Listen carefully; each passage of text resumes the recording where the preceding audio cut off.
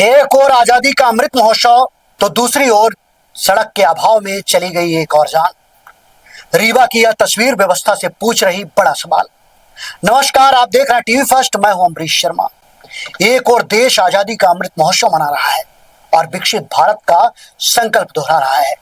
वहीं दूसरी ओर मध्य प्रदेश के रीवा जिले की मनगवा विधानसभा से सामने आई यह तस्वीर व्यवस्था को झकझोर देने वाली है। आजादी के 75 साल बाद भी यदि किसी गंभीर रूप से घायल व्यक्ति को अस्पताल पहुंचाने के लिए एम्बुलेंस नहीं बल्कि चारपाई का सहारा लेना पड़े तो यह केवल एक गांव की त्रासदी नहीं बल्कि विकास के दावों पर बड़ा सवाल है।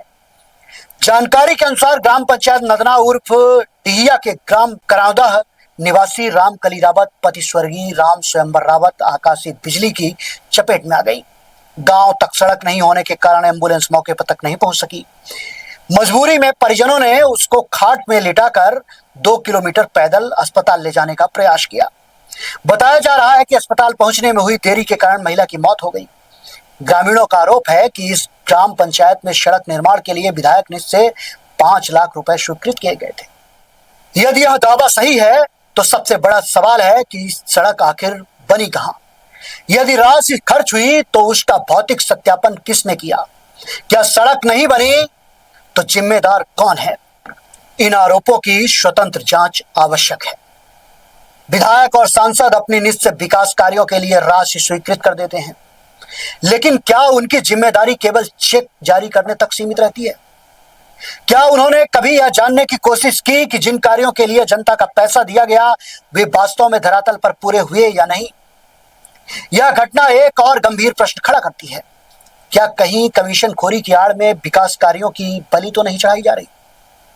यदि कागजों में सड़क बन जाए और जमीन पर आज भी मरीजों को चारपाई पर ढोना पड़े तो यह केवल प्रशासनिक विफलता नहीं बल्कि जनता के विश्वास के साथ भी बड़ा अन्याय है।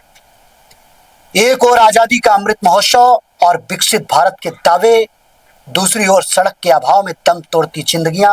आखिर इस विरोधाभास की जिम्मेदारी कौन लेगा? अब जरूरत है इस पूरे मामले की निष्पक्ष और उच्च स्तरीय जांच हो। सड़क निर्माण से जुड़े रिकॉर्ड सार्वजनिक किए जाएं और यदि किसी स्तर पर लापरवाही, भ्रष्टाचार या अनियमितता पाई जाती है तो दोषियों के विरुद्ध कार्रवाई की जाए, क्योंकि विकास का असली अर्थ भाषणों से नहीं बल्कि गांव के अंतिम व्यक्ति तक बुनियादी सुविधाएं पहुंचने से साबित होता है। अब इस पूरे मामले पर आपकी क्या राय है? क्या आजादी के 75 साल बाद भी ऐसी तस्वीरें स्वीकार की जा सकती हैं? अपनी राय हमें कमेंट बॉक्स में बताइए और ऐसी ही जमीनी और जनहित से जुड़ी खबरों के लिए देखते रहिए हर सच की पहली दस्तक टीवी फर्स्ट।